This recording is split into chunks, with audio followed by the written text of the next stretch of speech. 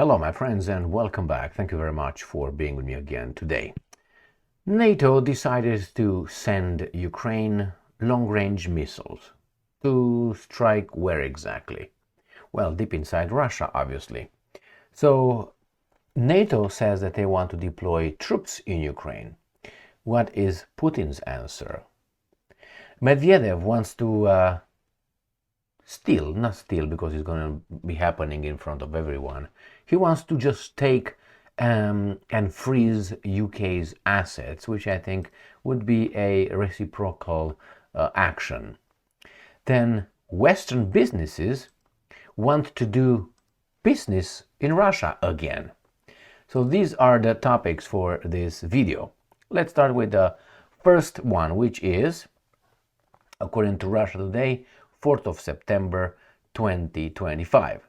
NATO states to give, not want, to give Ukraine long-range missiles, United Kingdom says, right there. Kiev's Western European backers have pledged to supply it with weaponry to strike deep into Russia, London has announced. Well, by my definition, London is at war with Moscow. Clearly. All right, so always the question, what are you going to do about it? You see, it's one side that pushes, but you can't push it back. It's the same analogy that I make with that lion tiger tamer in the circus.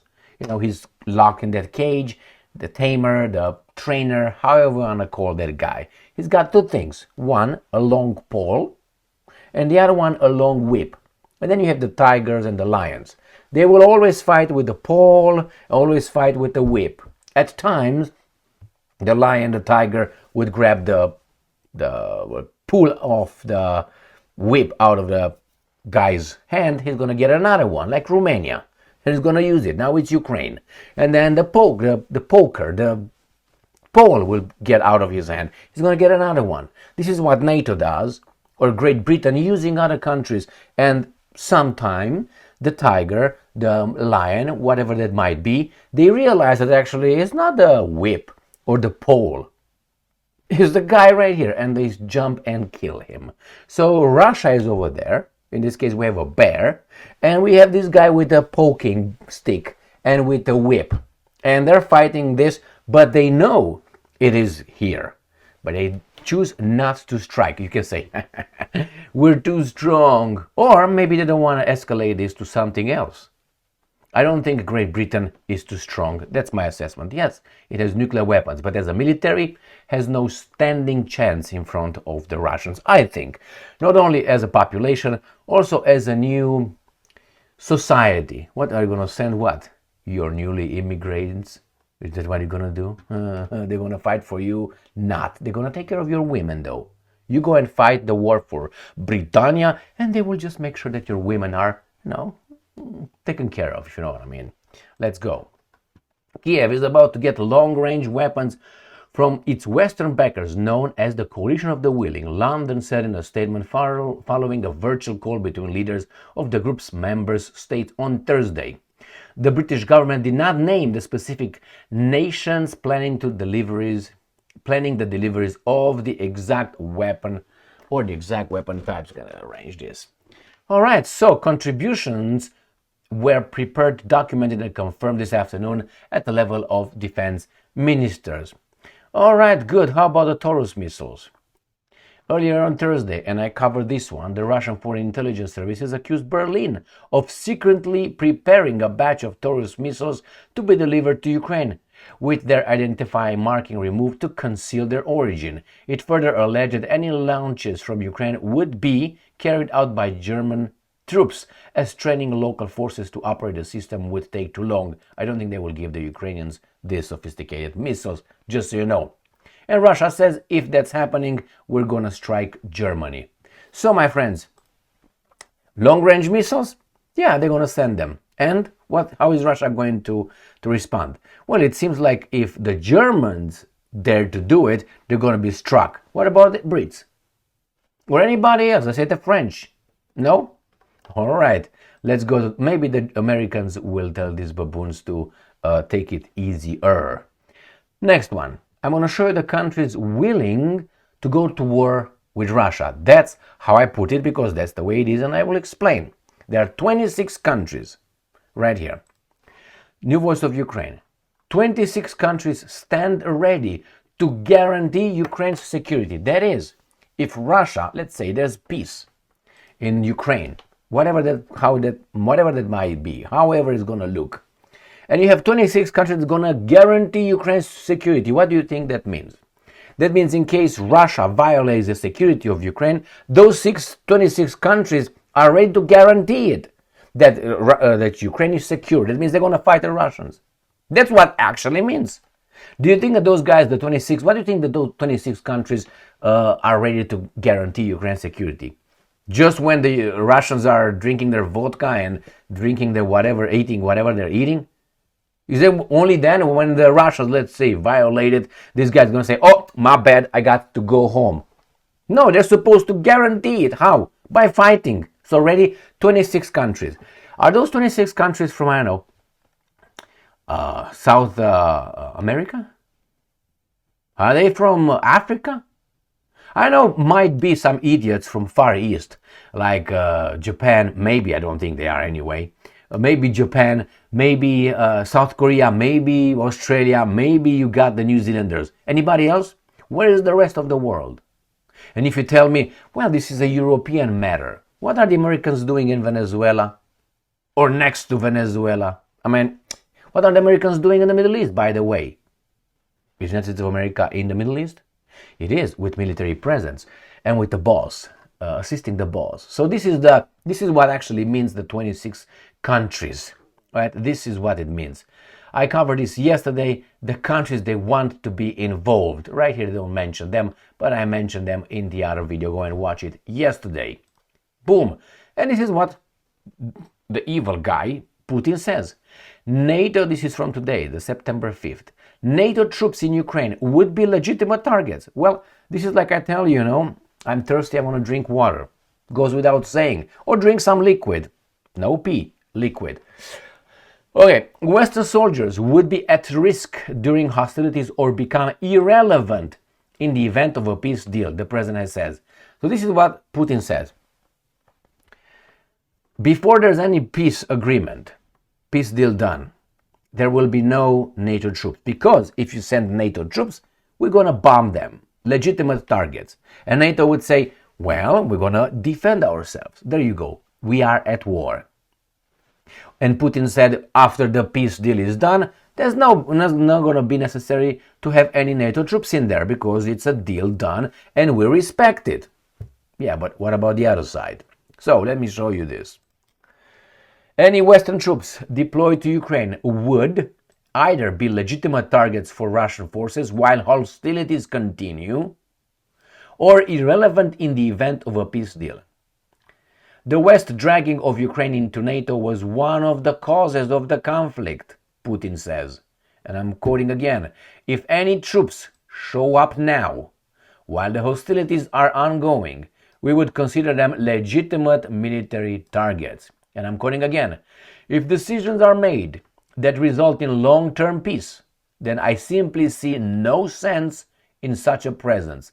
Nobody should doubt that Russia would implement the agreed terms fully. We will respect security guarantees that both Russia and Ukraine need to be offered. I hope you noticed that nobody in the West talks about Russia's need for security guarantees. None of them. Therefore, Russia has to secure its safety, or assure his security concerns by its own muscle. Only Ukraine needs guarantees because Ukraine is weaker. Anyway, my friends, you bring troops now, we're gonna hit them. After the peace deal is done, there's no need because you, as I say, you have to trust us. All right, you trust them, but things change. Putin is not going to be there forever. And after Putin leaves, let's say Tom Jones shows up. And Tom Jones maybe is not going to behave as Putin. Therefore, he's going to say, well, we're going to behave like the Americans. We sign a contract, and then we say, we don't like the contract anymore. We're just going to rip it we need to make another negotiations here. Yeah, but the contract said that we don't care what the contract says. Like the Ukrainians did with the Minsk agreements, for instance. Right? So it always could be changed. Always could be changed. And Russia demands, requests from the world this. As I say, I never promise, or I don't promise. I don't promise and I don't give my word. If you ask for my word, like, give me your word, you're going to do this, or promise you're going to do this, that means you have reservations with my trustworthiness. That means you think that if I say I'll be there at noon, I have to give you extra assurances, like my word is not enough. What did I do for you to be skeptical? What did I do? And, you can say, well, you're a human being, but I never lied here. I don't have to give you any word. Or I never lied with the certain people. Why do you ask for my word? Or you're not trustworthy. But do you think you are? Let me give you a personal story. When I worked as an investigator, I obviously worked for a state institution, a state department in the state of Michigan, in a department in the state of Michigan. And I was representing that department, but I'm also a human being and an individual. So my title was investigator. So whenever I showed up at some interviews with alleged perpetrators, with victims, with witnesses, whatever they might be.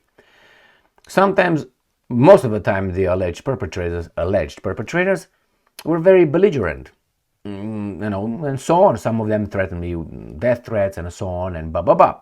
Some of them showed up with guns. It happens. But some were telling me that, we've been involved with your institution before, and you're all bad, and we don't trust the institution. And I always said, do you know me? Have you met me before? It is true, I work for that institution. There might be some people that you dealt with before. You don't trust them, but don't place the same garbage on me as an individual. I have never done anything wrong to you, nothing. Why don't you do that only after I prove to you that I'm an asshole? Then you say, well, you know what, I'm not going to talk to you anymore. Or I don't trust you. Until then, don't give me the example of Gigi, Mikey, Tommy, and all those guys who might or might not have done you wrong. I didn't do anything to you. I'm a human being, as you are. Just because I work over there and I represent that institution as an investigator for a case that actually lists you as the alleged perpetrator, what am I supposed to do?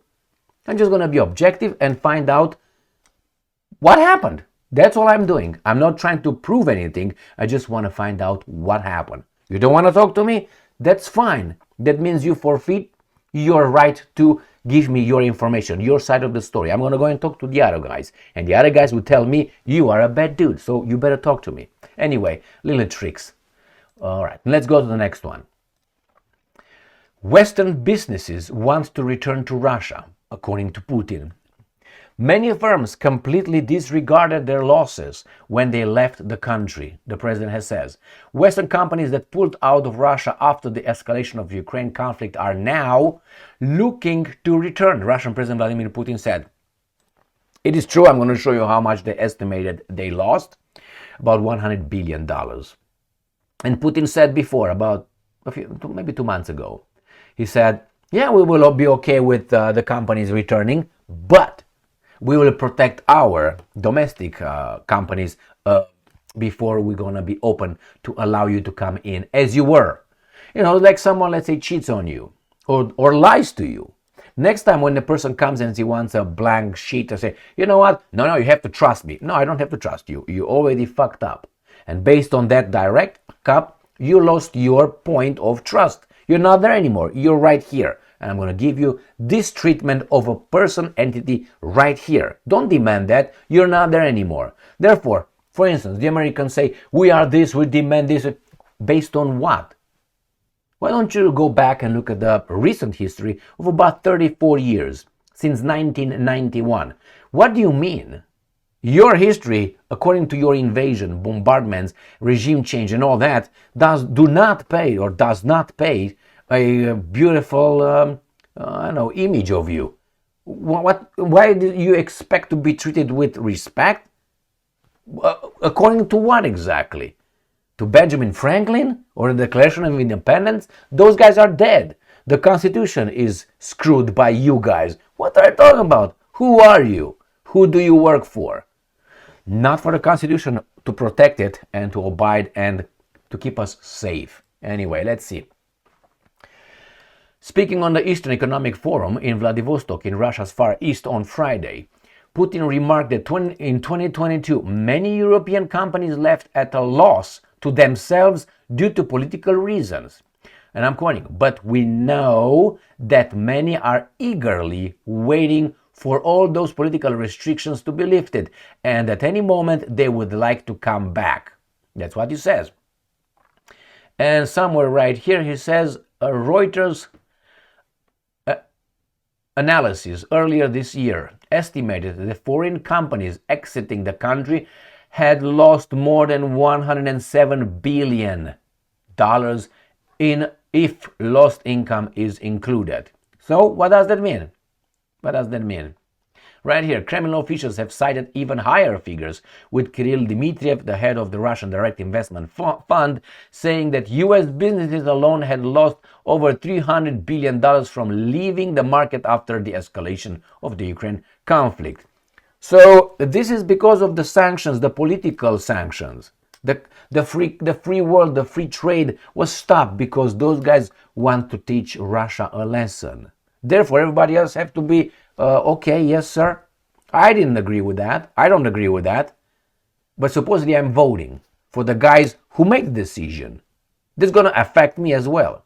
And then they do what? They probably subsidize the losses. I'm talking about these guys here. They're going to take from our taxes, which are not enough to cover for it. That means they're going to print more money, make money out of thin air, as Ron Paul and Rand Paul always say. Money out, we're bankrupt, but we print more money. Or, I don't know, get some loans from international banking system. The guys in charge, actually. And then who's going to pay for that? We, our children, our grandchildren, and so on. So yeah, don't worry about those companies. Those companies are at a loss, but they will come with a vengeance. I'm pretty sure that's going to happen when all these things get settled. And let's see what Medvedev said about the United Kingdom's assets. DPA International. Yesterday, September 4th, 2025, Medvedev threatens United Kingdom with asset seizure of the support of Ukraine. Well, he's just threatening. These guys did it. So, DPA International, and this is the perpetrator. He's not alleged, he's the perpetrator. Russian former president Dmitry Medvedev is threatening the US government with an expropriation of British state assets because of its support for Ukraine. Well, I would have gone more than that, but hey. London is supplying Ukraine with the weapons worth more than £1 billion, $1.34 billion, paid for with proceeds from frozen Russian assets, Medvedev posted on his Telegram channel. This is what he says, and I'm quoting, the British thieves, correct, they're thieves, they're robbers, have given Russia money to the neo-Nazis, end quote, Medvedev wrote, adding that he gives Russia a right to compensation. The politician now serves as deputy head of the Russian Security Council. And this is what he says. Because this would be difficult to enforce legally, Medvedev would compensate itself by appropriating further territories in Ukraine, he said, or by expropriating assets belonging to the British Crown. There are plenty of those in many places, including Russia. British Defense Secretary John Haley announced more military aid. Aid means weapons to kill the Russians. That's what it means. To defend themselves. Oh, I'm sorry. I'm talking about the Ukrainians. For Ukraine during a visit to Kiev. So, what do you think? I would have done the same thing. Or maybe, the Russians have their own calculations, I'm pretty sure, that I cannot make because they have all the cards, as Donald Trump said.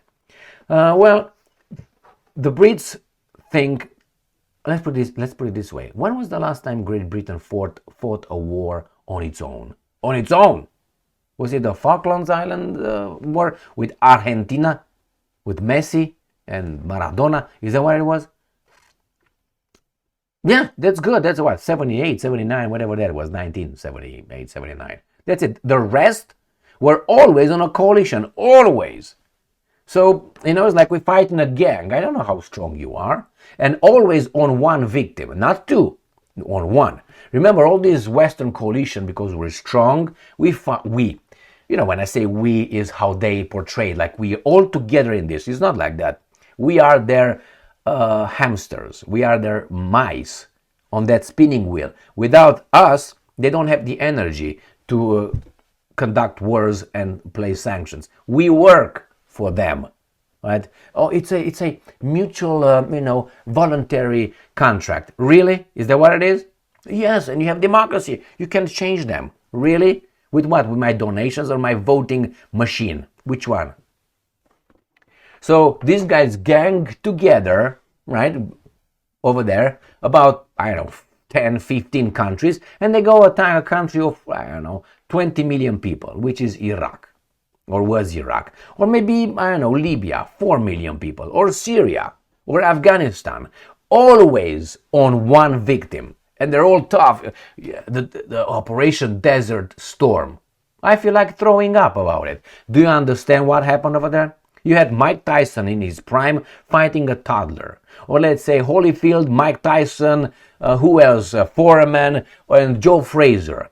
And they're all strong. They're all strong. That's why I mentioned them. Go and fight a toddler, which is Saddam Hussein. And after they beat up the toddler, they come and tell us, put medals around their necks. They're all heroes. The Desert Storm. Do you understand? You beat a fucking Iraq rusty military. Do you understand that? There's no heroism over there. Some Americans and others died for these guys' interest that have our politicians like this. That's what happened. I'm sorry to say that, but I'm a veteran of the Vietnam War. Vietnam is a different, another thing. Of Iraq War. What war? Was that a war? What, 15 on 1? Is that a war? And you're... Okay, that's me. And you get paid for that. In the past, heroism was something done with your heart. Oh, we want to pay you. No, I did it for my country. I did it for my nation. I did it for my civilization. No, I don't need any compensation. I'm not going to go and plunder because that's not patriotism. Patriotism is to defend my country. That's why I go in a war. That's why I go in the military. Not to expect, I want Emil to pay me college money because I'm going to defend his rights in Iraq. Because Emil wants me to go to Iraq to defend, because Emil doesn't understand it. But we have to fight them over there. These are all idiotic phrases given by these guys in charge for us to stay united we stand. Why do you have to say that? I thought that our values unite us without saying we have to defend democracy. If democracy is such a fantastic thing, it goes without saying that it doesn't need to be defended. It's something natural. Like my life, I had to defend my life. Of course I will. It's like a truism. Why do you have to defend it? There are some bad actors. How many? It seems like the bad actors against democracy are more than the ones who love democracy. Look on this planet. After all, so if it's something that's so natural, why do we have to promote it? Because the other guys are what? More evil guys than the... Anyway, thank you very much for being with me again. I can go on and on with these things, man. These guys are just a touch of racket without the money laundering aspect of the whole thing and the drug dealing and so on, controlled by you know who. Thank you very much for being with me again today. Stay strong, stay smart, look for the truth, and be just.